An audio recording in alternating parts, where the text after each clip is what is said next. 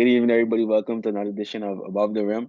Tonight, we're joined by Louisiana Christian freshman forward Giselle Laing, headed that is fall to play to begin a collegiate soccer career. We're going to give you a chance now, Giselle, to tell us a little bit more about who you are. Okay. Hello, everybody. I'm Giselle Laing. I'm a 19-year-old. I graduated from the Kaya International School in 2022. I play soccer, and I'm headed to school at Louisiana Christian University in the upcoming fall semester. Okay, we're going to get right into it, Giselle. We're going to talk about, of all the sports, growing up, you were a multi-sport athlete. Why the desire to pursue soccer? Well, I would say God chose this journey for me, or this destination for me, because growing up, I was really fixated on one sport, which was gymnastics, but I was pretty athletic, so I did multiple sports. So when Hurricane Dorian took away our gym and stuff, I really had no other options to further my athleticism in. So I chose soccer. I would say God chose it for me. And then my coaches saw the potential in me and other coaches saw the potential in me. So I just pursue the, college path to just get recruited. Mm-hmm. So what's the past roughly 2.5 years been like for you as far as training and preparing yourself for this moment now where you're headed to college in the fall? Well, and I would say like in the beginning of the first 2 years, I wasn't too sure what I was doing yet because I didn't know the financial situation and don't know if I'm going to get scholarships. I mean, not knowing if I'm going to get any scholarships and stuff. It was a bit confusing. It was discouraging at some points because I just didn't know where I was going to end up. So I would say the first year was a bit rough. Then the second year, I started to get more focused, started training more, talking to my coaches more, reaching out to other coaches. Like on my last year of high school, I really started to reach out to a lot of coaches and just try to throw myself out there to anybody just to see who would, pick me. So yeah, that was rough. But then training, I started training seriously, like trying to just to get ready for school. Like I would say in the last months. I wouldn't even say a year. The months I've really buckled down and been more focused at training and just pushing myself. Your high school career was different from most collegiate athletes heading into college. It was cut short due to Hurricane Dorian, obviously in the Bahamas, and then the COVID pandemic. So you never really got the chance to really play a full high school season. So what was that like, knowing that, most kids in your situation would have the tape from high school games or other club games to send out the coaches in the US and Canada, and you not having that? How did you overcome those obstacles? Well, it was very difficult, I must say, like getting film and stuff. Because with soccer, it's not like other sports. You can't just send your time in or like just go to stuff like that. They have to see you play. So it was very difficult having no film because I wasn't playing any games like that. Because in high school, I only played 1 year of soccer in high school because it was Hurricane Dorian and everybody left the island, and then it was COVID, so it was no more soccer for me. So I graduated, never played soccer, only played soccer 1 year in high school. Club soccer, same thing. Hurricane Dorian, everybody left the island, so I was playing for about 3 years in the Champions League. I won the Champions League over here. Then the league just finished. Nobody was there. So in those years, I was still young, so I didn't really have any film to talk about. Yeah. So it was hard to get film. We just started during the COVID, we started doing little small training sessions with like three of us and my coach. We would record that, post that on YouTube, put it on my NCSA page, and just see what would happen. So that was hard getting the film. And then I went to a college showcase. I think I went to two, one in Nassau, one in the States. Nothing came out of any of those. So it was just holding on to faith and just hoping somebody would see. And then a miracle happened. Coach Mary, went to England I'm not sure what it was. I think it was like just a soccer game thing. I don't know. I'm not sure. Yeah. But she went. A coach was there who also, she's a college coach, which is my coach I'm going to now. Anyway, coach was there. Her and my coach ended up seeing each other. They talk, and she was like, "Oh, you're from the Bahamas?" She found out my coach was from the Bahamas, and she's like, "Oh, I like the girl over there. I saw her videos. I like the girl over there."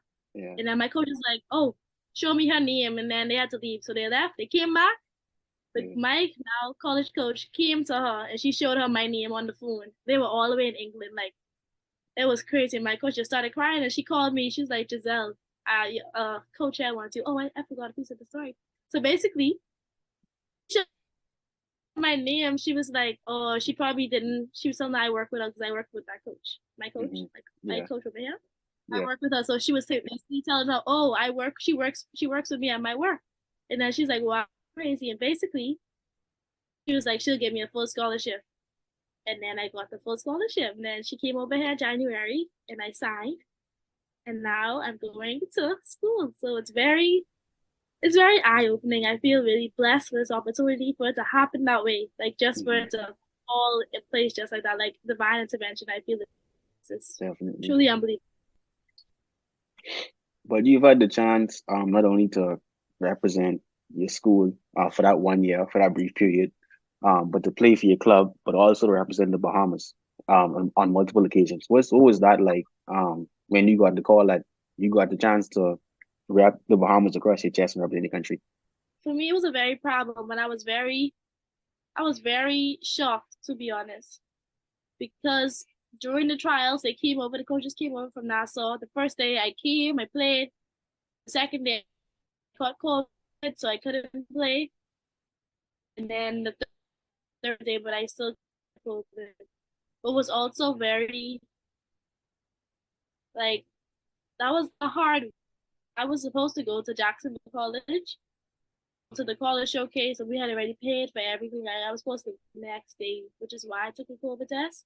I Hmm. found out I had COVID, and I couldn't go to that. So like it was just like something else had to been there for me, which is why I didn't go to LTU. But something in there for me because it was rough. So when I got the call, first they gave me a call and said that I didn't make the team. Then the next day they came and they said I did the team. So when I made it the first time, it was very fun. I must say, we did do well that first time. We came second in the tournament we played, but it was very fun. It was fun. I enjoyed it, and I would love to represent my country again. And then did it again a couple months later, like a month later. That was also fun, but we lost. But it was fun. Like it's a problem just to be selected to represent your country when it's such a large group of people to be selected Definitely. from. Just to be of those 18, I think it was 18 of us. It's a surreal moment.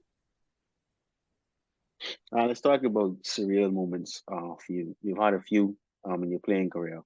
What for you would you say has been the biggest moment for you as a soccer player so far?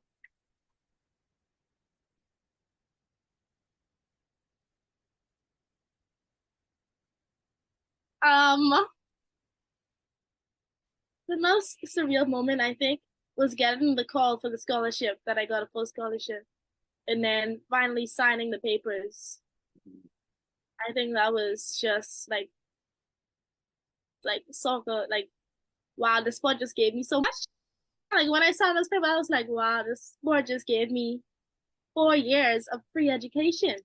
If Yeah. I stay, if I work hard, if I prove to my coach that I deserve the scholarship, that like I just it was mind blowing. That's a surreal moment for me right there. Just that.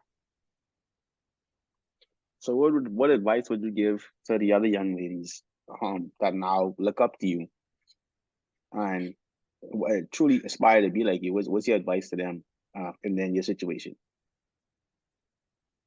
My advice would be to firstly trusting God that He has a plan. Everything happens for a reason. So that I would say is trust in God, stay true to yourself. What you want, stay dedicated, committed, and focused. Don't let anything get in the way of what you want. Yeah, you can have your little fun on the side, those stuff, but just know at the end of the day, you have a goal and do whatever it takes to reach that goal. That would be my advice. And sticking with advice, you also wear another hat as a coach with your soccer club, the Grand Bahama Soccer Club. Shout out to them and what Coach Mary and her staff is doing now. How has that been experience been getting to not only be a player but also be a coach and then instruct the next generation of soccer players in Grand Bahama? Well, coaching, that's just a beautiful thing. I encourage anyone who's a part of any sport community. Hmm. You need to help out. You need to be that community helper. You need to help where you see help is needed. Because your people are looking up you. They see you going to school and you doing this. They want to be like you too. So I think coaching just gives you that opportunity to just be one on one with the kids, teach them stuff. Teach it's not only about teaching them the sport to be a better person, build character. It's just I love coaching. And I just love it. Just it's amazing. So post playing career, is that something that we could expect to see you venture into coaching? Sorry? After you're done playing, is that something that we could expect to see you venture into as a coach, becoming a coach? Definitely, I definitely want to come back home and coach. Any break I get, I'll be here coaching, helping out because I know the help that we need. Coach, we really need coaches. It's it's a strain on other coaches when there's such five coaches trying to coach a big group of people. It's hard. Yeah, So I me come and help out all the time and hopefully become the president of the club one day too. I wanna, just I wanna be the person that continues to help this club to grow. I don't want to just do my part and leave. I wanna stay involved because I know the potential of this club. what's it been like for you having the opportunity to play alongside so many talented players like a Gabrielle Sims, and then playing for a coach like Coach Simone, and for veteran experienced coaches like Coach Mary and Coach Tony? How is that competition, even when you guys practice against the males? Um, what's that competition like in practice? How has that fueled you and bettered your skill and your craft? Well, I'd say it's very humbling, but in a good way. Like Right. it's in a good way. It pushes you to want more and to do more. It doesn't make you just comfortable and content with where you are. It really pushes you. Just having coaches tell you, oh, that's not good enough. That's not good enough. Just seeing people better, play harder. Like it's very humbling. I'd really say it's humbling. And it just I'd rather that coaches that push you, players that push you, Yeah. than being content with being under level or mediocre level or even below that. Right. So it's good. I like it. Now we've talked a lot about the ups, that you've experienced, the highs. What for you has been the lowest moment, as an athlete that you have to overcome? Well, the lowest moment I think would have been when I got injured in like April 2022. Yeah, that well the injury still ain't gone, but it's much better. But getting injured in April 2022 and having to be down for so long, it was hard not being able to walk, not being able to run, not being able to do like simple activities that I like did before. Like that was really hard going to physical therapy. Just that was it's hard. Injuries are really hard, and then Yeah. to go from being like so fit and so athletic and being able to run, and then just coming back off of an injury, just moving so slowly, like that Yeah. was so hard for me because I was so used to being quick. Like after I came out from that injury, I barely could move. Like I was so slow. I'm just getting my speed back a little, but I still think I have more to go. But that was one of my lowest moments, just recovering from that injury.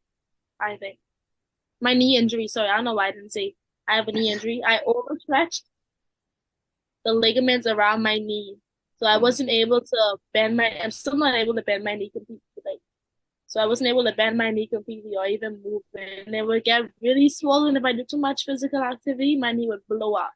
Mhm. So my right knee. So yeah, I'm just still pushing through on that. It still isn't 100%, but it's good now. Now, for every athlete, they have a why, when it comes to sports and why they do what they do. What for you would you say is your why when it comes to the game of soccer? And I play soccer because of my community, but for the kids, just to show them what they can also do in the future. Show them what it's like. Like it's not for me. It's more for helping others. It's not because everything can't be about you. Right. It's just it's better than for one. It's better than one person. No, it's better for more people to gain something from one than one person to do it. I think so. I enjoy helping others. I enjoy just having impacting on other people's lives. But even if I don't receive anything back from it, that is just a blessing to be able to do that. So I think that's my why, to help others. Who is someone that you would say has had the greatest impact on you, not only as an athlete, but as a young lady as well? The person who has had the biggest impact on me, I'd say, as an athlete and as a person, definitely be Coach Mary Knowles. I'd say she's really molded me into a person that I don't think I would have been if she hadn't really just into my life and just guided me and just showed me what it is I need and what I should focus on and what's important. I feel I always had a straight head, I think, but I think she just really aligned me more, like helped me to really just dive into who I am and what I'm doing this for and what I want out of this. Not only just sports, just in life on the whole, just what like just right from wrong. Like I really had the biggest impact on me, I'd say. So heading into the fall, what's the expectation for you, um, as you prepare to take your talents to Louisiana?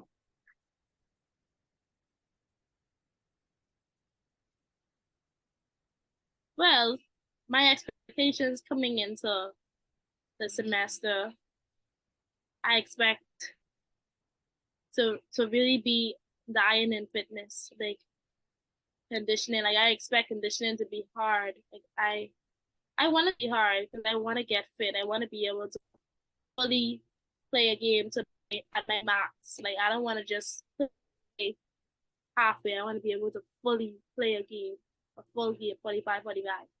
Mm. That's what I'm expecting to really go hard in fitness, really go hard, and the gym too. For my team, I expect my team to be very welcoming. I expect them to also be really like good, like what's the word? Sport, not sportsmanship, because we're on the same team, but like just good help. Because coming in from the Bahamas, being Mm-hmm. black, being an international student, it's gonna be a big adjustment. So I just expect them to just help me, like be there when they ask questions, be there. That's what I'm expecting. Next them to be working hard. I'm pretty sure they do. So then, what's the expectation for you as far as playing? What do you expect next season to look like at the end? Well, my expectations as far as play, I wanna I wanna just be able to do what my team needs me to do. That's what I expect me to just not trying to be no star player or trying to outshine anybody. I just wanna be what my team needs me to be. I just really need my help. So that's Mm-hmm. what I'm expecting to do. So what's something that you most looking forward to improving upon heading into next season? Heading into the next season, I'm looking forward to the games, getting to know my teammates, my coaches, and just getting to, like that team spirit, like just being with the team, being a part of a team. Because I haven't been a part of a team in a really long time now. I've just been here bouncing around, like just cruising by myself, this, that. So I'm excited to get back into that team feel. Like I miss being in the Women's Champions League, just having a team, just talking about our games, Yeah. looking forward to games. Like I'm really looking forward to that. Just that thrill. I really miss it. I just can't wait to be a part of a team again. Like and just feel connected, like just in sync, and just be with Mm-hmm. these people for the next 4 years. Like I'm looking forward to that. Now we can bring it back to the Bahamas for a minute. Um, Soccer is obviously a big sport across all across the Caribbean, but it isn't as widely respected in the Bahamas as you would find it in other countries. Um, what's one thing that you'd want to see improved upon as far as the respect that the game receives back in the Bahamas? Well, I want people to see that yes, you can go off to school with soccer. It's not only just basketball, track, go pro in baseball. You can also get scholarships with soccer. People just don't think soccer. People just think soccer is just for fun. There's nothing you can get out of it. But yeah, there's a lot you can get out of it. It isn't just a regular sport. Like it has a lot of opportunities in soccer. You just have to work hard for it. You gotta stay dedicated, stay committed. Start from young. Once you start from young, you'll be good. Like just start from young and stay dedicated. I want them to see in the country that soccer is a sport that should be respected. There is it's more it deserves more respect than it gets. Like develop we need to develop the soccer in the country on the whole. We're at a very low level, a very low level Yeah. and I feel like there should be more poured into the sport rather than just the advertising and the promotions and the media. It needs to be everybody needs to be trained. We need to play soccer more. People need to have a ball and everywhere, a soccer ball, a soccer goal everywhere. People should have soccer all the time. Like how to Yeah. be playing basketball till morning time. People soccer should be doing that with soccer too. Yeah. It needs to be a part of our culture. It need children should know that soccer ball goes in the goal. They should not know what to do with a soccer ball when they see it needs more respect. I just think we need to make it a part of our culture, and then let's see where it's at and pour into it. Pour into it. Yeah. But since you started playing, what would you say has been the biggest improvement that you've seen um within the game locally in Grand Bahama at least? My game? No, I mean in your game as well too, and then in the game itself, like as far as people respecting it more, locally.